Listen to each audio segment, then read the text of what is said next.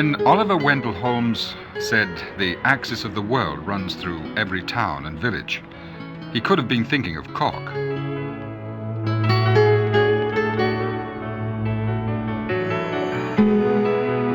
It's one of my favorite cities, troubled by hard times and now doing its best to smile on its 800th birthday.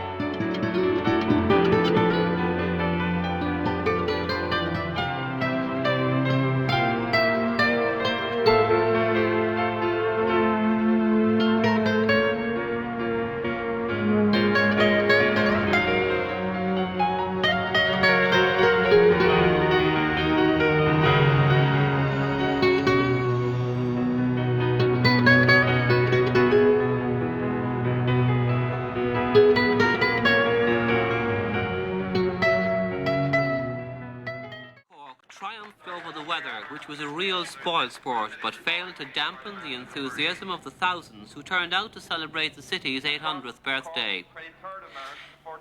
It was the biggest and best parade the organisers have turned out to mark the national holiday.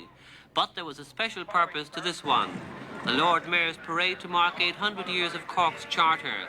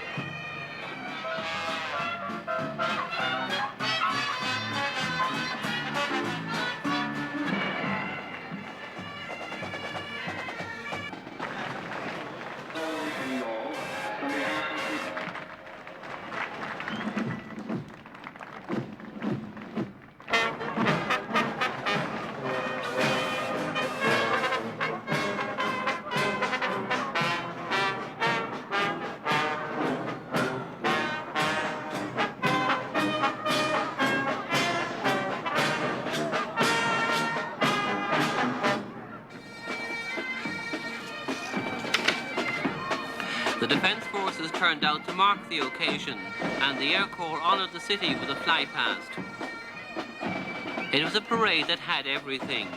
The parade took more than 2 hours to pass the reviewing stand on the South Mall, where the salute was taken by the Minister for Foreign Affairs, Mr. Peter Barry, with the Lord Mayor, Liam Burke, and Cork's 32nd Freeman, Tip O'Neill, present. And also there was the 31st Freeman, former Taoiseach, Jack Lynch. Also there, RTE's Cork Radio, broadcasting the parade live, the only legal local station in the country.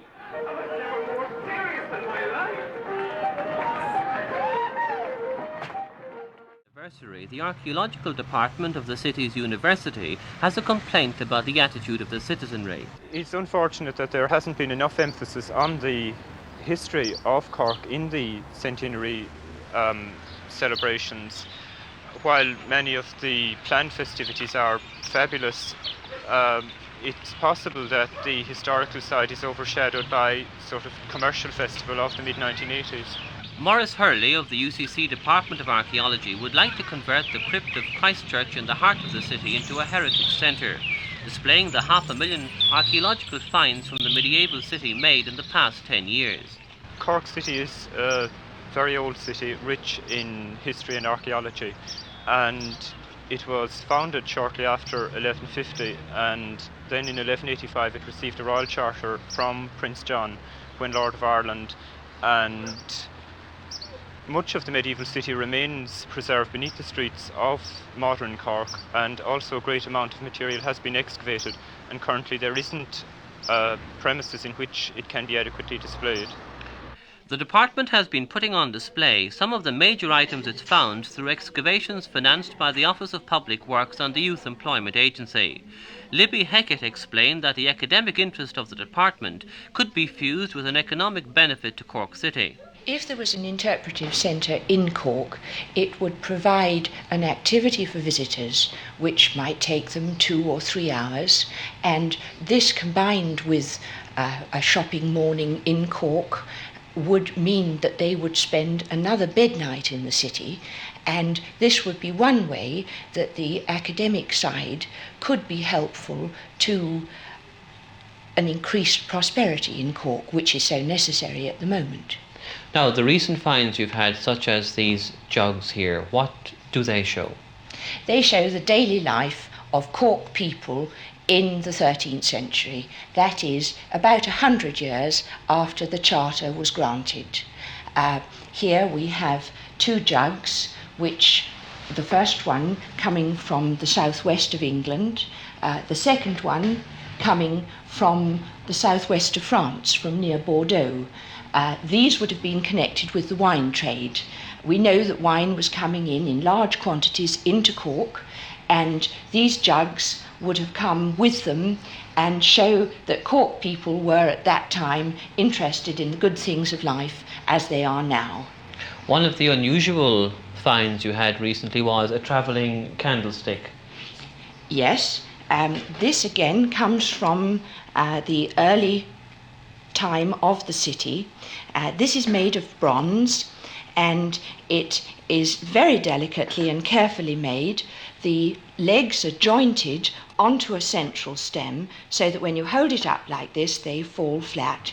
And when it's in use, they're put down and stand up like that. There have been a lot of finds of organic materials, showing the trade which went on between the city and continental locations. A lot of the old city walls have been excavated and some sections left on show, such as in the new People's Park. So what are the difficulties in getting a heritage centre? Well, the estimated cost of the project is around £50,000-60,000, and we have already had promises of some sponsorship. However, one needs to have definite proposals for a project like that in order to get it on the way.